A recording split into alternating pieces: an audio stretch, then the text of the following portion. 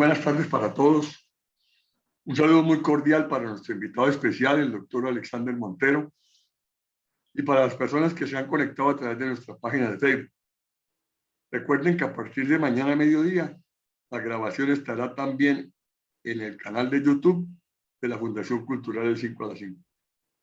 Un saludo en nombre de nuestra querida fundación y de las entidades y personas que hacen posible que estemos frecuentemente con ustedes. Ellas son la Alcaldía de Cúcuta, la empresa Aguas Capital, la Caja de Compensación Familiar de Norte de Santander, Confanorte, el Club Rotario Cúcuta, la Secretaría de Cultura de Norte de Santander, la Biblioteca Pública Julio Pérez Ferrero, la Floristería Pistilos y los hoteles Bolívar y Casino Internacional. La actividad de hoy es la sesión número 2 del año 2022 y la primera virtual. Es además nuestra actividad número 344 en la vida institucional del Movimiento Educativo, Cultural y Social del 5 a las 5. En mayo de este año estaremos cumpliendo el aniversario número 16 del Movimiento Académico, Cultural y Social de nuestra fundación. Analizaremos próximamente con la Junta Directiva las iniciativas que estaremos trabajando en este nuevo año. A continuación me permito presentarles la información de nuestras próximas actividades. El viernes 18 de febrero nos acompañará el académico e historiador doctor Gustavo Gómez Ardila, que estará desarrollando en una actividad híbrida, presencial y virtual en forma simultánea, su excelente charla El humor en tiempos de la pandemia. El viernes 25 de febrero estará con nosotros desde Nairobi, Kenia, el joven arquitecto norte santanderiano Álvaro Daza Hernández, con su conferencia El Cucuteño, que fundó una empresa nómada en más de 60 países. El viernes 4 de marzo se presentará el señor alcalde de Cúcuta, ingeniero Jairo Yáñez Rodríguez, con una charla sobre varios temas de la ciudad. Esta tarde-noche, la Fundación Cultural del 5 a las 5 tiene el inmenso placer y orgullo de presentar en su plataforma al doctor Luis Alexander Montero Moncada, el cual estará orientando su conferencia La guerra en Ucrania, el inicio de un nuevo orden mundial. El doctor Alexander Montero Moncada estudió Ciencias Políticas con énfasis en Relaciones Internacionales en la Universidad Nacional de Colombia, maestría y análisis de problemas políticos, económicos e internacionales contemporáneos del Instituto de Altos Estudios para el Desarrollo, dentro del convenio Ministerio de Relaciones Exteriores, Universidad Externa de Colombia, Instituto de Estudios Políticos de París. También presenta un doctorado en Estudios Políticos de la Universidad Externa de Colombia y un magíster honoris causa en Inteligencia Estratégica de la Escuela de Inteligencia y Contrainteligencia Brigadier General Ricardo Charri Solano. Es politólogo, experto en Medio Oriente, inteligencia estratégica, análisis estratégico, análisis de prospectiva, operaciones, seguridad y defensa, conflictos internacionales, diplomacia, terrorismo y contraterrorismo, Rusia, China, América Latina y Venezuela. Es investigador asociado reconocido por Conciencia, asesor político de la Embajada de Palestina en Colombia, investigador docente universitario y miembro correspondiente de la Academia Colombiana de Historia Militar. Respecto del tema que tratará, hay que arrancar manifestando que es uno de los eventos mundiales que últimamente ha tenido mayor difusión en los noticieros y las redes sociales. En el tema están participando los mandatarios de muchos países del mundo y en general existe una total confusión sobre lo que pueda pasar. Por esta razón hemos invitado a nuestro amigo cucuteño, doctor Luis Alexander Montero Moncada, quien es experto en el tema y puede aclarar nuestras inquietudes al respecto. Terminada la presentación de su conferencia, el doctor Montero responderá a las preguntas que se presentan en el chat de nuestra página de Facebook. Espero que todos pasen un buen tiempo y que disfrutemos del desarrollo de esta actividad académica. Muchísimas gracias. Doctor Patrocinio, muy buenas tardes. Un gran saludo a todas las personas que nos acompañan en la tarde de hoy. Para mí, como siempre, es un placer estar en espacio. Tengo en el 5 a las 5, en estas discusiones tan interesantes que cada tarde nos acompañan con personas de Cúcuta o incluso con invitados de otras regiones.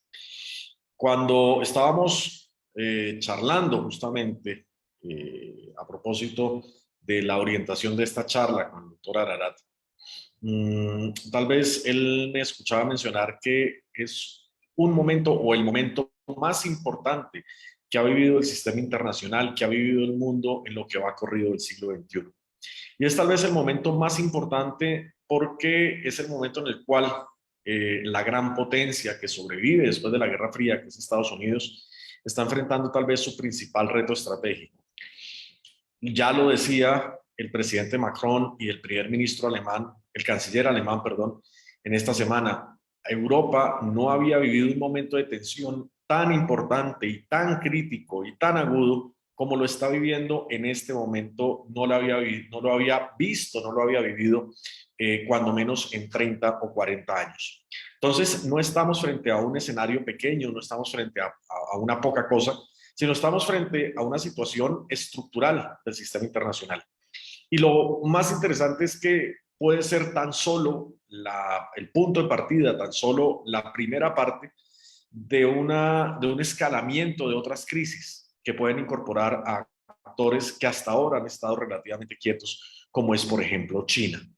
Vamos a hacer una presentación muy corta, muy rápida. Seguramente son temas que despierten muchas preguntas. Yo los invito a que hagan las preguntas sin temor alguno, desde las más básicas hasta las más posiblemente difíciles aparentemente de responder, porque la idea es esto, la idea es poder discutir en esta charla entre amigos qué es lo que está pasando allá y cómo nos puede afectar justamente a nosotros.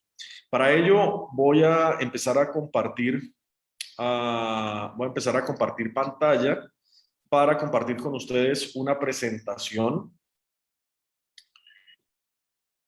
Ahí supongo que ya la están viendo.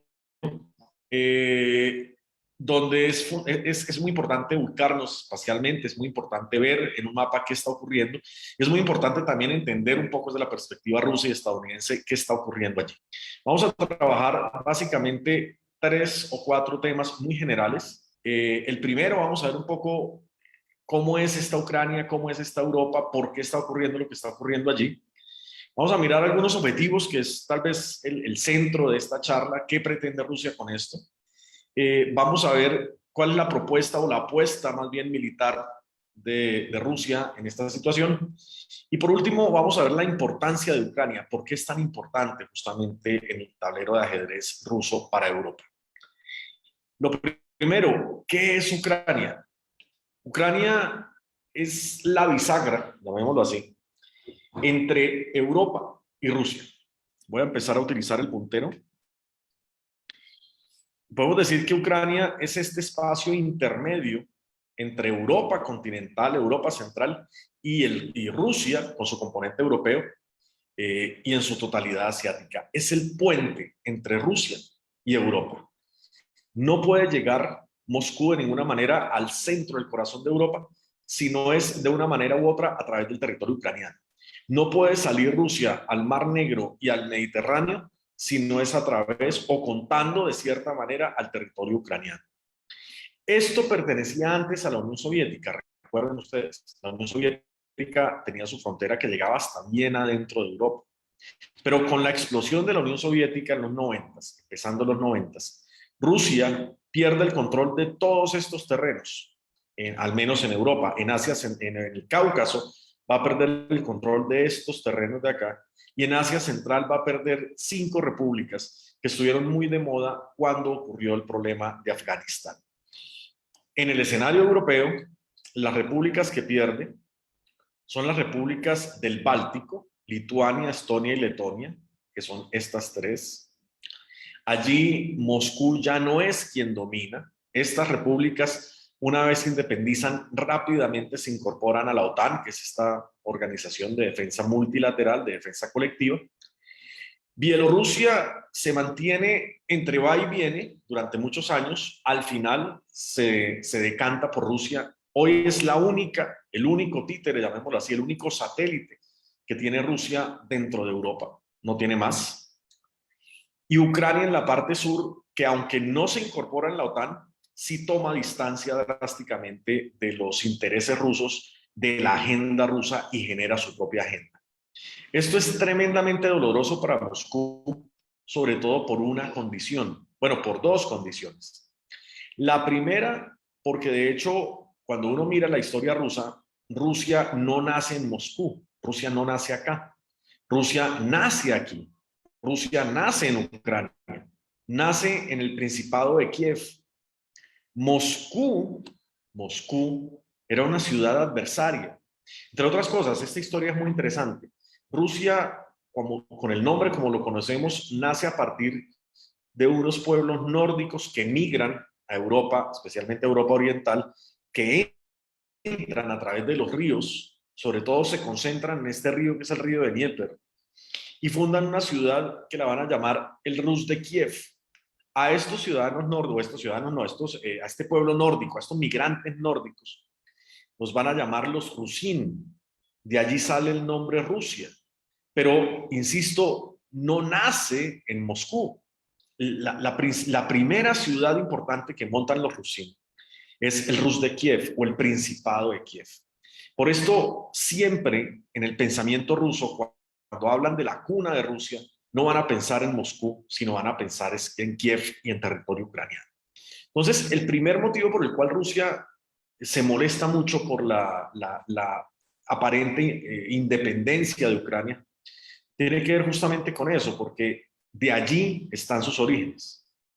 Pero no solamente ese tema cultural, también hay otra condición, y es que en términos geopolíticos, Rusia provee gas natural a Europa, y el principal y más apto terreno para que Rusia venda este gas a Europa es justamente a través del territorio ucraniano.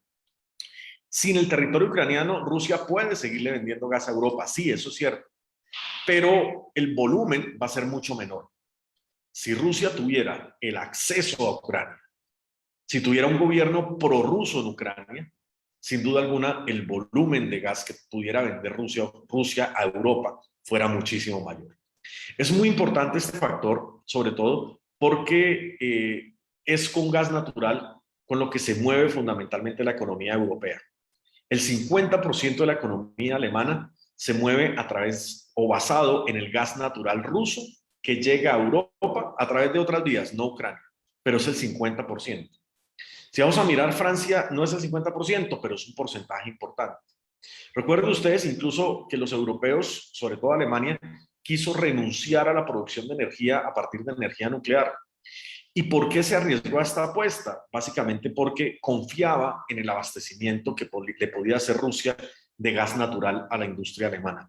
Hoy los europeos, viendo la crisis y viendo la dependencia que están construyendo ellos mismos con Rusia a propósito del gas, están dando marcha atrás y están retomando la idea de tener energía nuclear, no desecharla, que acompañe o que sea el fundamento más bien de su producción energética. Entonces, el segundo elemento por el cual Rusia le molesta mucho que Ucrania intente ser independiente, intente tener camino independiente, es justamente porque le afecta su bolsillo, le afecta la forma de venderle gas a Europa. Y el tercer elemento es un elemento un poco más que geopolítico, es geoestratégico, y es que los principales depósitos, las principales unidades militares que venían de la época de la Unión Soviética y que soportaban el poder de Moscú en Europa estaban en Ucrania. Cuando Ucrania se independiza, estas unidades, estos depósitos y estos sitios militares pasan en su mayoría al control ucraniano, con la excepción de los depósitos nucleares que son recogidos por Moscú, pasan a control ucraniano, y hoy para Rusia fuera muy importante volver a controlar esas posiciones. Ya lo hizo en parte con Crimea. Recuerden ustedes que hace unos años Rusia hizo una operación para quitarle Crimea a Ucrania, y allí gana o retoma más bien el control de la base naval de Sebastopol, que era una base fundamental para proyectar el poder ruso en el Mar Negro y de allí salir al Mediterráneo. Entonces, en síntesis, hasta este punto hay cuando menos 3 elementos para que Rusia ponga sus ojos en Ucrania. Uno, o 3 elementos estructurales. Uno, un elemento histórico porque allí nace Rusia. 2, un elemento geopolítico y es la posición de Ucrania en cuanto a la venta de gas natural de Rusia a Europa. 3, un componente geoestratégico y es la utilidad que tiene Ucrania y el potencial que tiene Ucrania para proyectar poder militar ruso. Tenemos cuando menos esas 3 condiciones. No son las únicas, hay otros elementos que son complementarios y posiblemente más importantes. ¿Qué quiere Rusia con lo que está haciendo? A fecha de hoy, Rusia ha movilizado, ha puesto en la frontera ucraniana casi 130.000 hombres. 130.000 hombres es un volumen importante, no es poca cosa. Los ha puesto directamente en la frontera que hay entre Rusia y Ucrania. Y en estos días, esta semana, Rusia inicia algo que ellos quisieron llamar un ejercicio militar, pero que Europa inmediatamente prendió alarmas, y es una acción conjunta con Bielorrusia, su títere, para llevar todavía más tropa rusa y ponerla en la frontera ucraniana. ¿Por qué esto? ¿Por qué estas demostraciones de fuerza?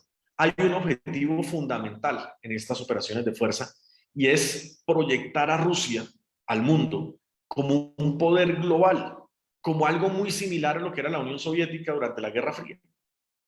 ¿Sí? Decirle al mundo, aquí estamos, no somos un pequeño país como durante los 90 todo el mundo lo decía, sino al contrario, somos una gran potencia global.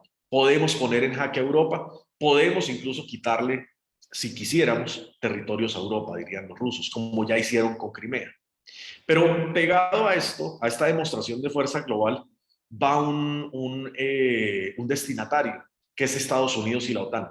Y es decirle a Estados Unidos, usted ya no es el único que manda en el mundo. Yo recuperé esa posibilidad de transmitir poder.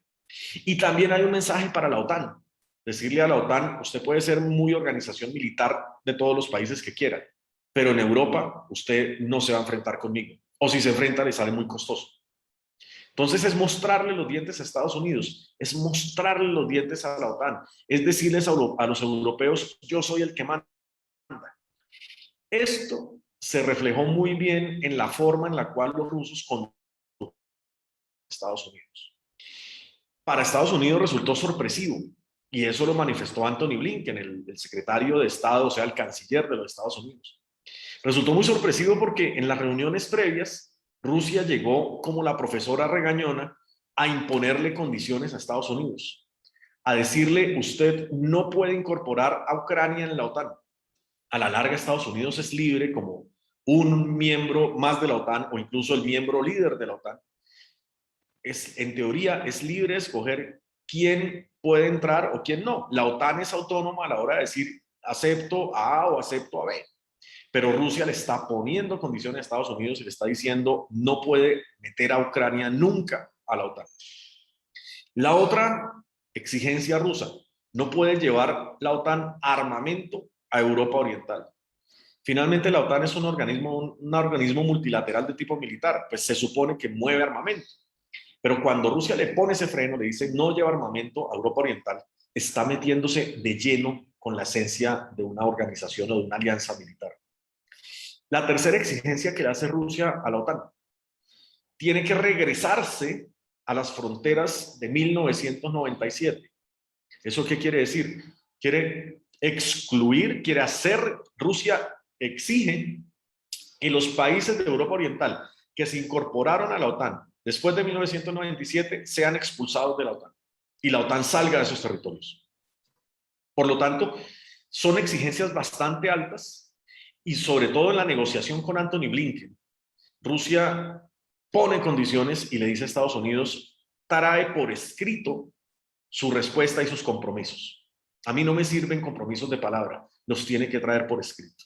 Obviamente es una actitud tremendamente arrogante, pero es arrogante porque, como les digo, persigue el objetivo de mostrarle los dientes a Estados Unidos, mostrarle los dientes a la OTAN, mostrarle los dientes a Europa y mandarles el mensaje diciéndoles, el mundo hoy tiene, además de Estados Unidos, otro líder que se llama Rusia. Tiene una perspectiva estratégica de largo plazo. Pero también busca otra cosa, más allá de esto, y es tratar de fracturar a la Unión Europea. Para Rusia es muchísimo mejor negociar bilateralmente, o sea, negociar uno a uno, Rusia con Alemania, Rusia con Francia, Rusia con Italia, y no en el conjunto de la Unión Europea. En palabras simples, es más fácil negociar uno por uno que negociar contra una montonera enemiga o adversaria. Entonces, Rusia lo que quiere también con el tema ucraniano es poner a discutir a los europeos entre sí. Unos de la línea de calmar las cosas y otros de la línea de presionar a Rusia militarmente para que se retire. Aquí va a ganar con esta confrontación interna, Rusia pretende ganar. Y sobre todo porque sabe que fracturando la Unión Europea puede aumentar la dependencia que tiene Alemania con el gas ruso y puede aumentar la dependencia que tiene Francia con el gas ruso. Sobre todo incluso vendiéndoles todavía mucho más gas. No es gratis que la crisis hubiera ocurrido hoy, en pleno invierno, en la parte más dura del invierno, donde Alemania, por ejemplo, no se puede dar el lujo de mandar al carajo a Rusia, porque sencillamente su población se va a congelar porque no tiene gas natural con que alimentar las calefacciones en pleno invierno, en uno de los inviernos más duros y más fuertes que ha tenido Europa, cuando menos en los últimos 5 o 10 años. Entonces, aquí empiezan a encajar muchas cosas. Y el último, de pronto, de los objetivos que pretende Rusia de manera estratégica es recuperar la influencia sobre las antiguas repúblicas soviéticas, las que se independizaron en los 90, cosa que ya hizo en el Cáucaso. Armenia, Georgia y Azerbaiyán ya dependen de Moscú, cosa que ya hizo en Asia Central. Kazajistán, Uzbekistán, Kirguistán, Tayikistán y Turkmenistán ya dependen de Moscú. Ahora quiere consolidar el teatro en Europa. No lo puede hacer con Lituania, Estonia y Letonia porque son miembros de la OTAN, pero ya lo hizo con Bielorrusia. Y si pudiera concretar su poder en Ucrania, básicamente tendría el territorio más apetecido para volver a controlar de los antiguos territorios de la Unión Soviética. Entonces miren ustedes que lo que quiere Rusia no es poquito, es bastante. Y es no en términos ideológicos reconstituir la Unión Soviética, ni en términos fronterizos reconstituir la Unión Soviética, no, definitivamente no. Pero sí en términos estratégicos recuperar el poder que tenía la Unión Soviética y mostrarle a Estados Unidos que tiene un competidor de peso. Eso es lo que quiere Rusia. Por eso es que está tan activo en este tipo de amenazas al mundo, moviendo tropa hacia Ucrania.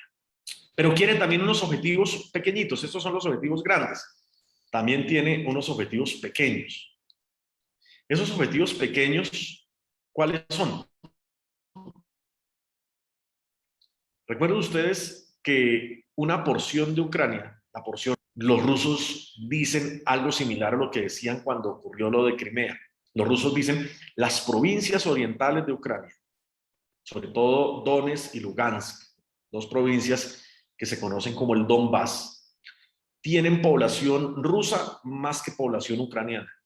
En consecuencia, quiero incorporar esas regiones a Rusia. Ellos, los rusos de allí, diría Putin, tienen todo el derecho a regresar a su madre patria. ¿Es territorio ucraniano? Diría Putin, sí, pero es que los que viven allá son rusos.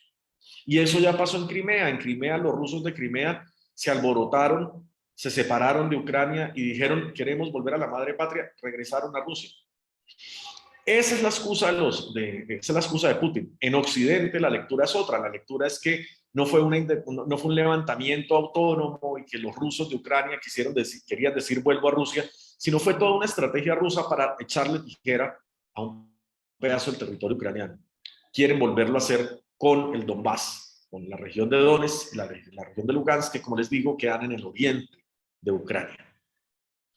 Pero también quiere fortalecer Rusia su posición en la otra frontera ucraniana, ahora al oeste, al occidente de Ucrania, con un pequeño territorio que se llama Transnistria, que también reclamó independencia hace rato y que también quiere unirse a Rusia, donde hay uno de los más grandes depósitos de armas que tiene Rusia en el exterior.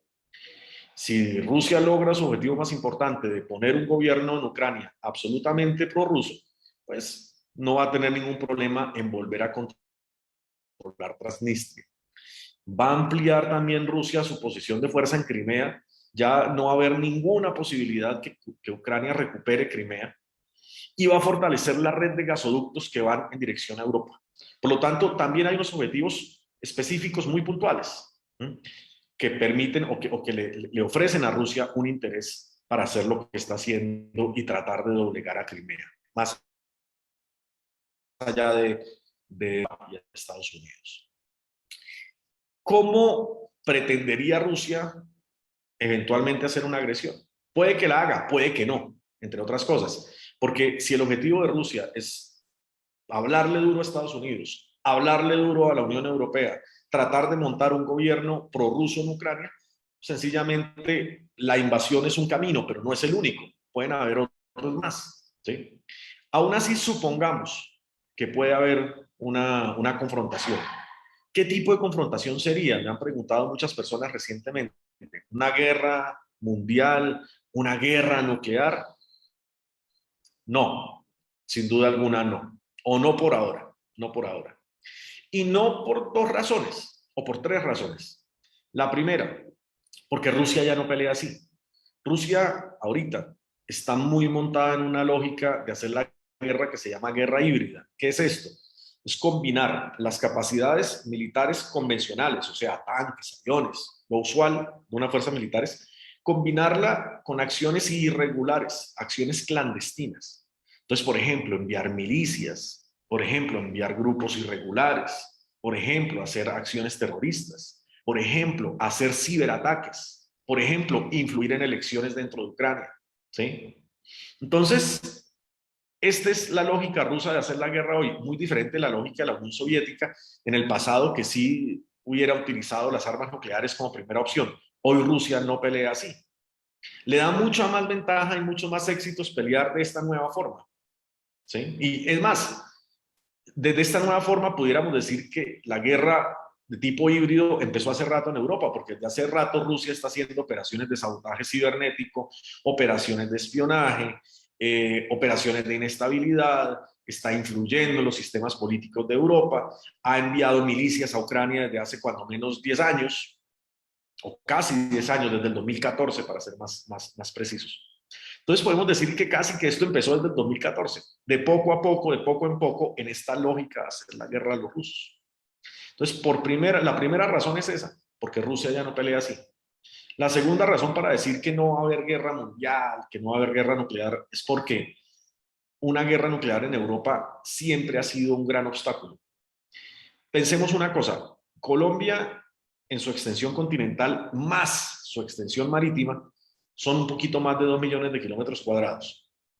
Si vamos a hablar de la Unión Europea son un poco más de 4 millones de kilómetros cuadrados. ¿Eso qué quiere decir? Que la Unión Europea es más o menos el tamaño de 2 veces Colombia. Es un espacio relativamente pequeño. Uno piensa que Europa es mucho más grande. Obviamente, si incluye a los nórdicos, si incluye la porción rusa de Europa, si incluye las islas, pues ya nos van a dar 10 millones de kilómetros cuadrados, que tampoco es que sea mucho más grande que Colombia, sería más o menos como la región amazónica, la cuenca amazónica de Sudamérica. No es muy grande. Al ser una región tan pequeña, todos los países lo piensan 2 veces antes de iniciar un ataque nuclear, porque ellos mismos se van a ver afectados. Entonces, segundo argumento para decir no va a haber guerra nuclear es ese. Tercer argumento para, por ahora, decir no vamos a una guerra mundial. El tercer argumento es un argumento tenebroso en parte, y es porque China no se ha metido. En el momento en el cual China se meta, ya es otro calibre, ya son otras condiciones, ya pudiéramos estar hablando de una confrontación global. Y China no se ha metido no porque no quiera, sino porque la estrategia china hoy se basa, por un lado, en lo económico, por otro lado, en lo cibernético, y no tanto en lo militar. Y no tanto en lo militar, aunque tienen fuerzas militares importantes, pero están en algo que se llama acumulación de fuerza. Y ese proceso de acumulación de fuerza hasta ahora lo están acabando de iniciar para ampliar todavía más sus capacidades, que ya son grandes, y plantean terminarlo más o menos en unos 7, 8 años. O sea, más o menos lo que les estoy diciendo es que en unos 10 años sí debemos preocuparnos de una confrontación a gran escala. Por ahora no.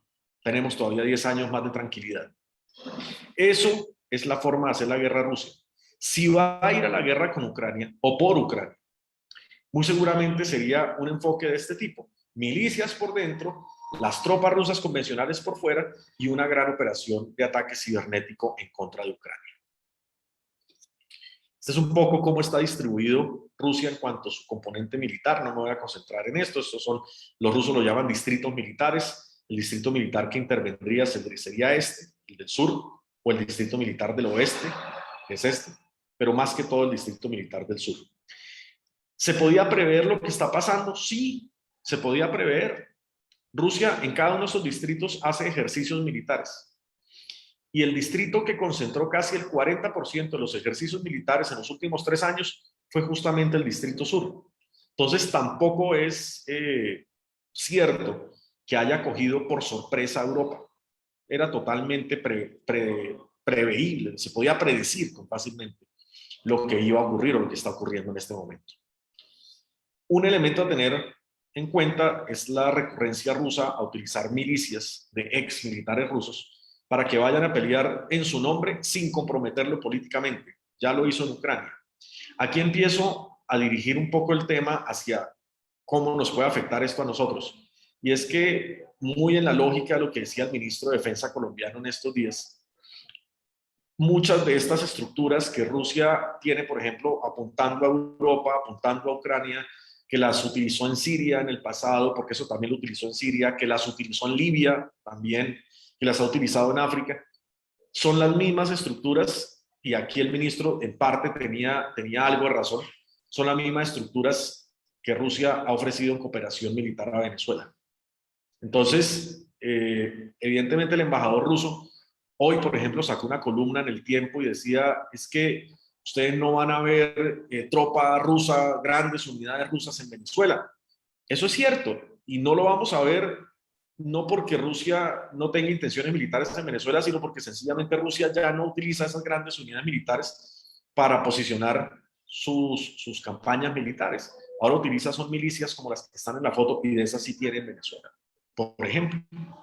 Entonces, aquí ya enlazamos lo que está pasando allá en Ucrania con Cúcuta directamente y con Colombia.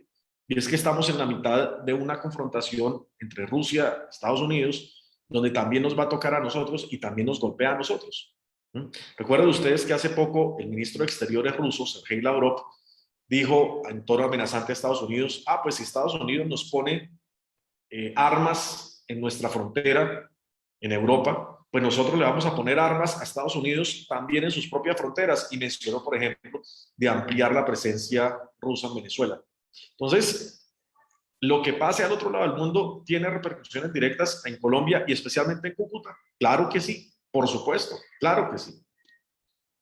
Bien, no me voy a detener en esto. Esto es básicamente el dispositivo de defensa en Ucrania. Esto es cómo están distribuidos por ahora las unidades ucranianas. Y este mapa sí es importante, es la movilización de tropa rusa a la frontera con Ucrania. Aquí tiene milicias. Estas son las dos provincias que quiere echarle mano, Lugansk y Donetsk. Aquí tiene ya milicias dentro. En toda esta frontera, que es la frontera entre Rusia y Ucrania, tiene a hoy casi 100.000 hombres. Y aquí en la frontera con Bielorrusia, hoy inició un ejercicio militar. Los europeos le dijeron, no sea salvaje, porque justamente porque hace el ejercicio militar ahora. Eso no es ningún ejercicio militar. Y movió 30.000 hombres más a la frontera entre Bielorrusia y Ucrania. Una débil situación para Ucrania, sobre todo porque Kiev, la capital, está aquí, está muy cerca de la frontera con Bielorrusia. Por lo tanto, atacar Kiev y hacer caer Kiev, hacer rendir Kiev, sería relativamente rápido. Y también hay otra cosa que no favorece a Ucrania, y es que Ucrania, el territorio ucraniano, está partido en dos, recorrido de arriba abajo por un río, que es el río de Dnieper, que yo les mencionaba antes. Este río tiene cualquier cantidad de puentes que permiten la conexión de la porción occidental de Ucrania con la porción oriental. Si la Fuerza Aérea Rusa destruye estos puentes, el país queda partido en dos y queda incomunicado. Entonces, realmente es una situación problemática. Obviamente, este análisis lo estoy haciendo sin tener en cuenta la OTAN. Aquí la pregunta es, ¿está la OTAN dispuesta a entrar al combate por un país que no es miembro de la OTAN, porque Ucrania a la larga no es miembro de la OTAN? Yo creo que no, yo creo que no. Por ahora, Estados Unidos y los europeos están haciendo demostraciones de fuerza, pero no creo que en la práctica terminen en una gran escaramuza, en un gran enfrentamiento. De pronto, algunas escaramuzas, pero un gran enfrentamiento no lo creo, no lo creo. Una situación bastante crítica y sensible para Ucrania. Con esto cierro. ¿Qué gana Rusia? Nuevamente con el tema, quiero destacar, volver a mencionar algo que utilizaba antes, que era el gas natural. Y es esto, ¿sí? Miren ustedes cómo Ucrania está cortada, está atravesada de lado a lado por gasoductos que llevan o que llevarían gas ruso a Europa.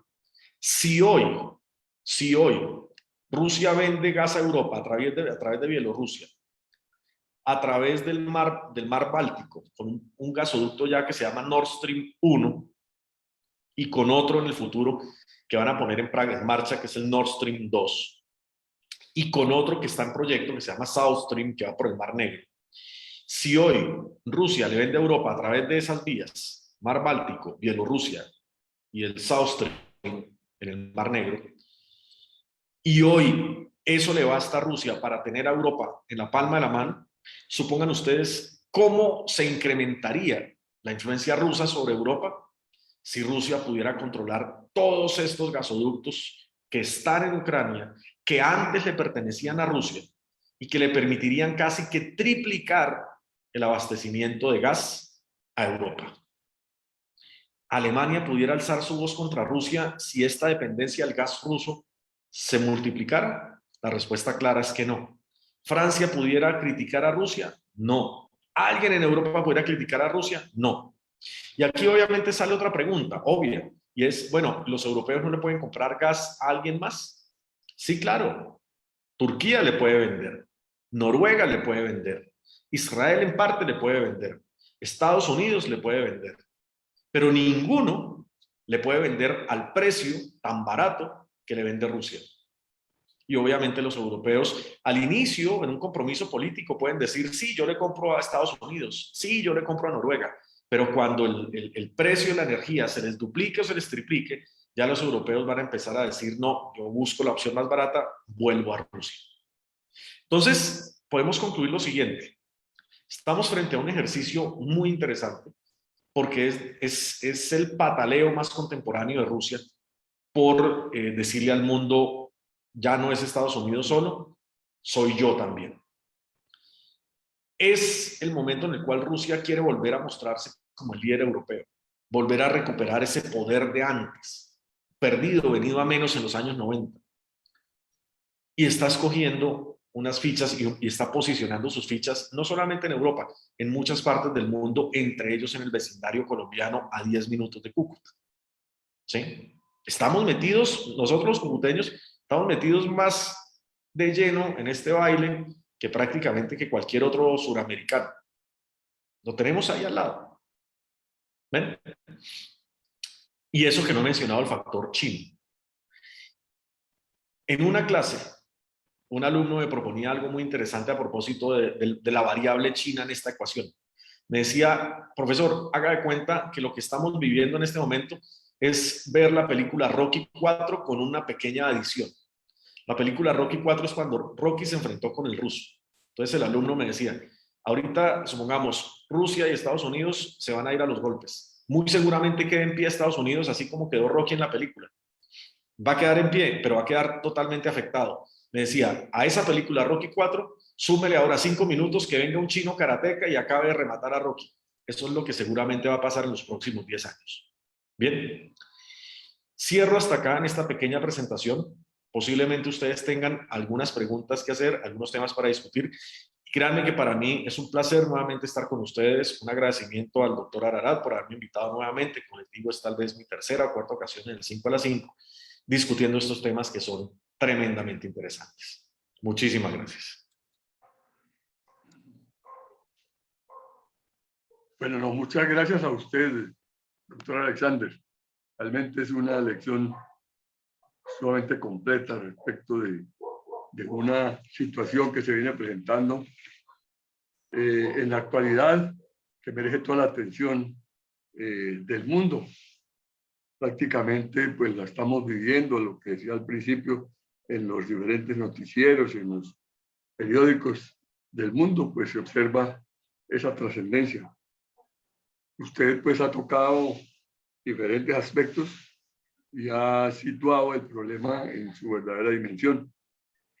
Pues uno había preocupado porque de pronto pudiera haber una nueva guerra mundial, una guerra nuclear. Usted ha dicho, no por las condiciones que Rusia pues, ha mostrado en los últimos tiempos. Ese no es el estilo de ellos para la estrategia pues, para utilizar. Ahora, yo pienso que para la ciudad y para el país, realmente para la frontera, pues eso que usted ha dicho en última instancia, pues obedece a unos patrones sumamente difíciles, porque la verdad es latente el peligro que se pueda presentar con las huestes rusas en Venezuela. Pero bueno, vamos a ver cómo sigue presentando. Voy a dar paso a la primera pregunta, doctor Alexander. La energía nuclear actual es por fisión. ¿Qué tanto estará avanzando Europa en la generación por fusión? ¿Qué otra alternativa de generación energética se está buscando? Esa es la primera pregunta. Por favor, Básicamente los planes europeos de generación de energía nuclear siguen los caminos tradicionales. O sea, allí no hay un salto tecnológico europeo a buscar generar energía nuclear a través de vías diferentes a las que se han ensayado por décadas. Lo que sí estuvieron o han estado trabajando fuertemente es en energías renovables, energías alternativas, sobre todo energía eólica, los países que están contra el Mar del Norte, sobre todo energía basada en movimiento de olas, también los que están en el Mar del Norte, pero sobre todo, lo más importante, energía solar. Cuando uno está en Alemania, seguramente las personas que nos están escuchando, que han estado allí en Alemania, uno ve en los campos alemanes centenares y centenares de campos de energía solar. No obstante, aunque Alemania ha ampliado sustancialmente su dependencia de energía, o los usos más bien de energía alternativa, el 50% sigue siendo gas ruso. Y eso lo que pasa es que ha reemplazado otras vías como el carbón, por ejemplo, temas que eran mucho más contaminantes. Entonces, aunque han avanzado en nuevas tecnologías, el gas sigue siendo el más importante, por eso la dependencia con Rusia. El señor Juan Carlos Pino pregunta, ¿por qué la OTAN puede atacar un país y hacer la guerra y dividirlos sin la autorización de la ONU? ¿Por qué critican la anexión de Crimea si fue decisión de ellos respaldada por un referendo para volver a su origen ruso? Bueno, esto son dos preguntas básicamente de composición del sistema internacional contemporáneo. La primera, la OTAN es una alianza militar y la OTAN se crea en el marco ya de la Carta de San Francisco posterior a la Segunda Guerra Mundial, pero la OTAN tiene una consideración importante y es que asume que hay un compromiso de defensa colectiva si uno de sus miembros es atacado en alguno de sus intereses o en su territorio. Bajo este esquema de defensa colectiva, pues se abre toda una sombrilla de posibilidades de operaciones militares para la OTAN. En la medida en que hay un interés de uno de sus miembros de por medio, pueden movilizar justamente el poder de la alianza. Se ha generado un debate que si eso es legal o no en la medida en que el uso de la fuerza lo regula la Carta de San Francisco, sobre todo en el capítulo 5, 6 y 7. Hasta ahora el debate le está dando la razón práctica a la OTAN y teórica a la ONU. sea, en teoría sí debieran pedirle permiso a la ONU, pero pues finalmente la OTAN reúne las potencias más o los países más poderosos del mundo occidental, pues finalmente no hay cómo sancionarlos a ellos de manera efectiva, toda vez que ellos mismos son los que tienen el poder para sancionar. En resumen, es como cuando el papá se porta mal. O sea, uno no va a ir a agarrar a chancleta al papá. No tiene cómo. ¿Sí? Entonces, por eso les decía, es una forma más bien práctica, no tanto teórica.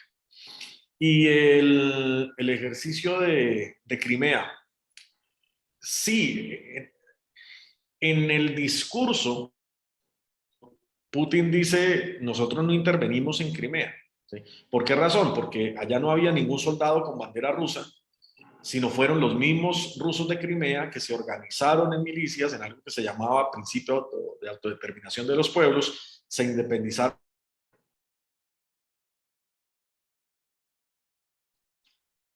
de Crimea porque ellos en su mayoría eran rusos, y una vez independientes, pues hicieron una votación, ellos mismos escogieron. ¿Cuál es la lectura de la comunidad internacional? Pues que básicamente esto es mero formalismo, esto es mero formalismo. Esto es como cuando muchos regímenes autoritarios dicen aquí hay democracia cuando uno sabe que las elecciones son arregladas. Esto es básicamente formalismo. La comunidad internacional dice, sí, no había soldados rusos, pero había milicias que estaban respondiéndole al Kremlin.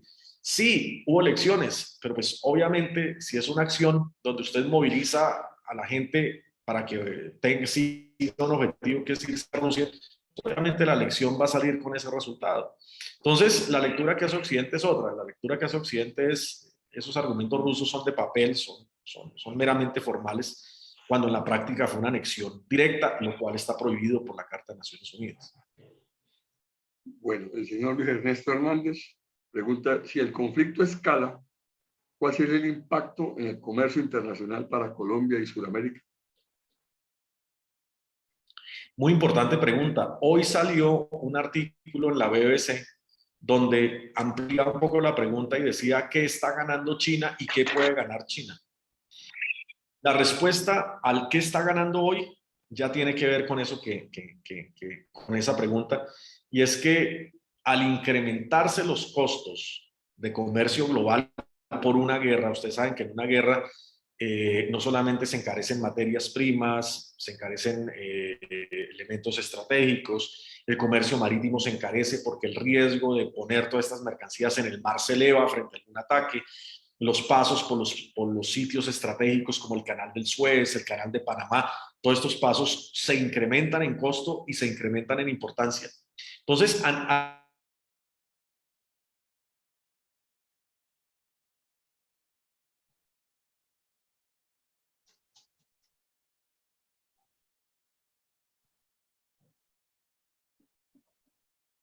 Manuel. Sí, tío. Sí. pero gana en términos económicos en una cosa que tiene dos aristas, y es que ante una guerra el mercado normalmente tiende a refugiarse y a refugiar sus inversiones en algo que sea medianamente seguro, ¿sí? Y entonces se refugian o en dólares, o sea, en divisas, y la divisa más importante hoy es el dólar, o se refugia en oro. Y resulta que hoy China controla las dos cosas. Controla el dólar en la medida en que, al ser el dueño de la deuda que tiene Estados Unidos, China es el prestamista externo, extranjero más grande que tiene Estados Unidos. Pues en buena medida a China le conviene que el dólar esté caro, porque mientras más caro el dólar, más cara la deuda que tiene Estados Unidos con ellos. Pero por otro lado, también China es dueño, hoy es el país que más está atesorando oro. No en vano, China y Venezuela hicieron negocios donde Venezuela le pagó en oro y prácticamente desocupó sus reservas de oro y se las mandó a China. China hoy es el país que más oro está atesorando en el mundo, es el país que más reservas en oro tiene. Entonces, ante una guerra, el oro de sus reservas pues va a triplicar su valor. Entonces, hoy económicamente hablando, China tiene todas las de ganar, bien sea por el comercio o bien sea por el factor dólar o por el factor oro.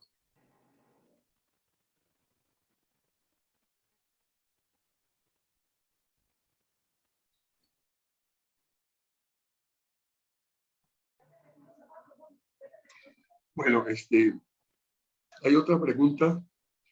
Álvaro Claro dice, ¿cuánto pueden durar estas demostraciones de guerra entre Rusia y Estados Unidos y habrá algún ganador?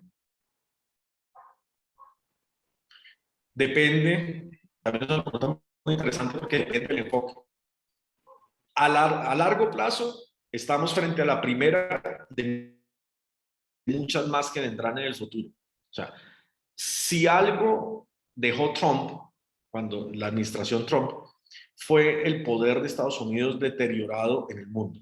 No hubo ningún presidente de Estados Unidos que hubiera regalado más territorios, que hubiera despejado más zonas críticas para que Rusia las hubiera conquistado que Donald Trump. Le desocupó Medio Oriente, le desocupó el África y eso lo conquistó China, entre China y Rusia.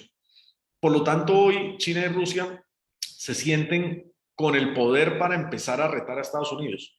Y lo complicado del asunto es que no solamente tienen ya el poder para empezar a confrontarlo, sino que están construyendo todavía más poder para confrontarlo con más fuerza. Entonces, supongamos, Rusia incrementa su influencia sobre Europa a partir del gas. En el futuro, Europa no va a poder ser el aliado irrestricto de Estados Unidos porque está empeñado con Rusia. China quiere también profundizar sus inversiones en Europa, en América Latina. Hoy prácticamente toda América Latina, el principal socio comercial es China. Ecuador acabó de firmar un TLC con China. Argentina, otro tanto, acabó de aceptar un crédito gigantesco, casi 30.000 millones de dólares con China, con la expectativa china. Los chinos aquí tienen una expectativa y es que los chinos tienen una expectativa y es que Argentina siga su mala costumbre de pagos para que no le pague la deuda y los chinos se puedan cobrar con puertos o en especie, o sea, con material estratégico en la Argentina, instalaciones estratégicas. Entonces, hoy China se está posicionando en términos económicos y siente ya que tiene el poder para confrontar a Estados Unidos, pero va a ser entre hoy, 2021, y unos 10 o 15 años donde se van a ir escalando cada vez más esas confrontaciones que vamos a ver en el sistema internacional. Esta de Ucrania es tan solo la primera, de muchas que van a venir después, tan solo la primera. Ahora, ¿esta crisis cuánto puede durar en particular? La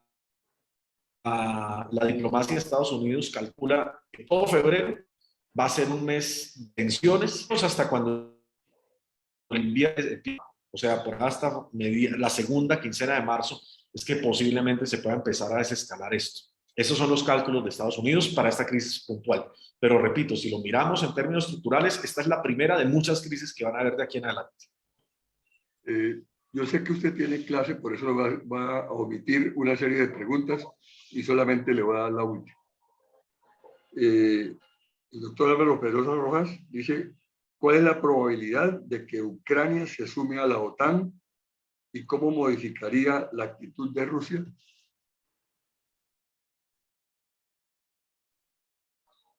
Qué pena por el sonido de fondo, está sonando el himno. ¿Cuál es la probabilidad de que Ucrania... La universidad suele poner el himno al... ¿Me escucha?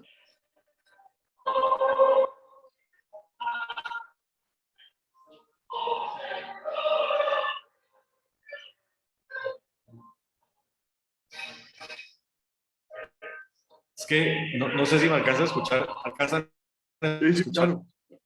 Ahí en Colombia. Lo que pasa es que estoy en la universidad, son muy estrictos. Ponen el himno a las 6 de la mañana y a las 6 de la tarde. Bueno, entonces, cerremos ahí.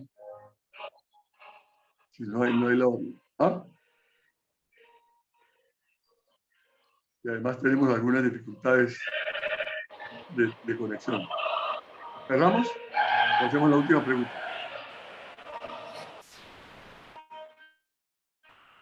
Doctor Alex. Doctor Alex. No, yo creo que alcanzamos a responderla. Y la resolvemos rápido. Listo. Sí, señor.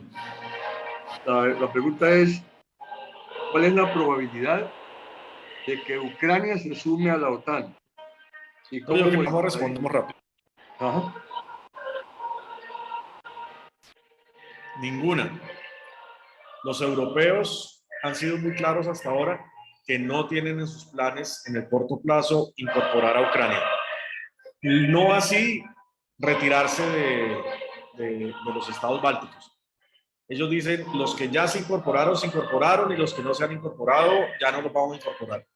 Eso no quiere decir que no se fortalezca las relaciones y la cooperación militar entre la OTAN y Ucrania. Acuérdense que ser miembro de la OTAN no es el único camino. Colombia hace parte de esquemas de asociación, por ejemplo, se llaman sociales. Escoger esta vía. No es miembro de la OTAN, miembro pleno, pero pues escoge otro tipo de asociación que le permita mantener un diálogo con la OTAN. Eso posiblemente sea un punto intermedio, eso posiblemente ocurra, pero miembro pleno, los mismos europeos han dicho que no. Muchísimas gracias. De verdad que quedamos muy agradecidos con toda la comunidad y las personas que se han conectado. Por tanto, a usted.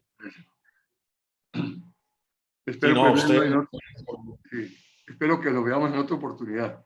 Con mucho gusto le haremos la invitación. Muy amable. Claro, muy amable a ustedes. Un gran abrazo, un gran saludo. Siga pues. Gracias.